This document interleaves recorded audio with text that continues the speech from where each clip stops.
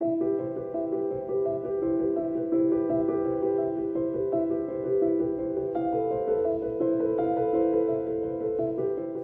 it's Leon and welcome to Scotland. We're in Loch Fyne to find out how Loch Fyne oysters are farmed and why they're so special. I'm also heading down to the local oyster bar to try and decide what the best way of serving them is. Down the hatch we go. Loch Fyne farms Pacific oysters, which can be found at various locations on the Scottish coast. Pacific oysters constitute of 80% of the global oyster trade and were introduced to the UK in 1964 to replace low stocks of the British native oysters. The native variety can be more expensive and rare, but also riskier to consume. But if these oysters are harvested all around the world, including France, Australia and New Zealand, what makes Scottish ones so special? Local landowner Johnny Noble and marine biologist Andy Lane started the Loch Fyne oyster farm in 1978. Since then, they've grown it into a global business. They export internationally to Barbados, South Africa and Hong Kong, as well as stocking in prestigious London retailers. Their oysters were even served at Formula 1 and the Champions League finals. The Scottish lochs have cool weather in the spring for the start of harvest season in April. And this loch in particular is of Class A purity at least 6 months of the year. Absolutely pristine conditions. It's what you're looking for. As you can see, there's no industry. There's maybe a couple of houses. So they're feeding on the best possible feed that you could want. The water that you're growing the oysters in, again, I can't stress enough at how good it is. In heavily populated areas, you run the risk of norovirus as well as other things in the water. And safety here is paramount. Loch Fyne monitors the water here constantly for toxins, as do the local authorities. To eliminate viruses, each oyster undergoes a series of checks, starting the moment it arrives from the hatchery. The oysters are grown for up to 3 years in specialised baskets, which allow for movement and controlled exposure to the tide. These are called SEPA baskets. When the tide comes in, that actually moves these baskets. That'll gently just knock off any excess growth that we've got in the oysters and give a better shape to the oyster and a better meat content to the oyster.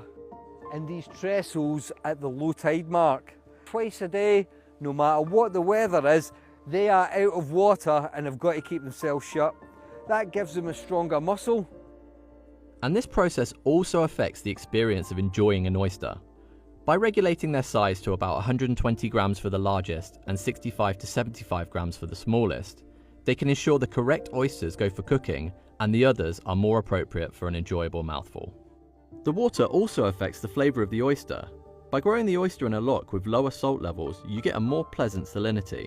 Also, as they're grown in a loch and not open coastal waters, there's little disturbance on the seabed, which would otherwise make the oysters gritty. Any oysters imported from local producers need to de-stress after their journey. They're counted into bags of 100 to 150 from partner growers and placed in stillages by the waterside, before being taken into the grading shed, then the depuration shed. Tanks containing water from the loch have to be kept between 8 and 18 degrees Celsius to avoid the produce closing up. This is the depuration process, where the oysters are purified under UV light for a minimum of 42 hours to kill off any nasty bacteria. The tanks are then drained and the oysters are packaged. Loch Fyne prides itself on its produce's long shelf life. But how does the company ensure that each oyster is fresh? So what we would do is when we're packing the oysters, we'd pick up 2 oysters and we would tap them together.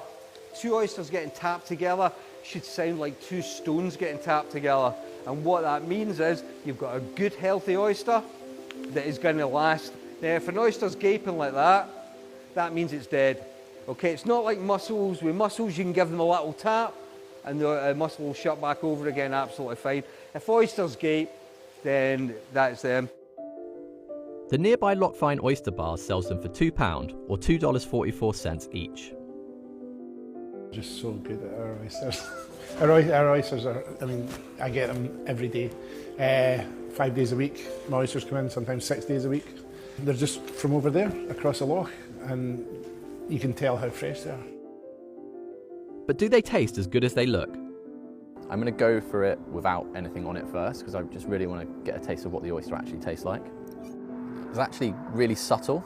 I think oysters I've had in the past have been quite slimy. This one definitely wasn't. They slide down the hatch, but you can chew them. There's definitely a texture to them.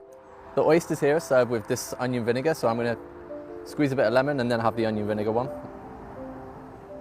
I like anything that's pickled, so adding the vinegar element to the really salty oyster is actually really good. I have been brought this Tabasco. I'm not going to put any on here because I feel like these oysters don't need to be overpowered by the flavour of the Tabasco sauce. So far, the fresh oyster with lemon is my favourite. But what are the cooked ones like? We have one that has anchovy, smoked cheddar and some chili sauce.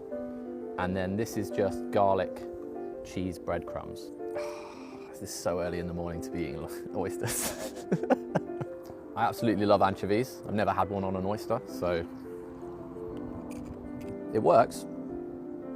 The chili sauce is like a nice sweetness to it that probably you do need when you've got something that salty. Garlic, butter and breadcrumbs. It's like a little mini fish pie. That's exactly what it was like, a mini little fish pie. It was really nice. For me, the king, if you're gonna eat oysters, eat them fresh, eat them alive. Loch Fyne exports nearly 35,000 oysters every week, just over 1.8 million a year. Production here might be at a comparatively smaller scale, but the business has won multiple awards for its taste and quality, including the Queen's Award for Excellence International Trade. We have a group called the ASSG, which is the Association of Scottish Shellfish Growers, who meet every year, and we try and develop the industry every year. It's not a big industry at the moment, but the good thing about the industry is it's quality motivated, and just like ourselves here, it depends on local communities.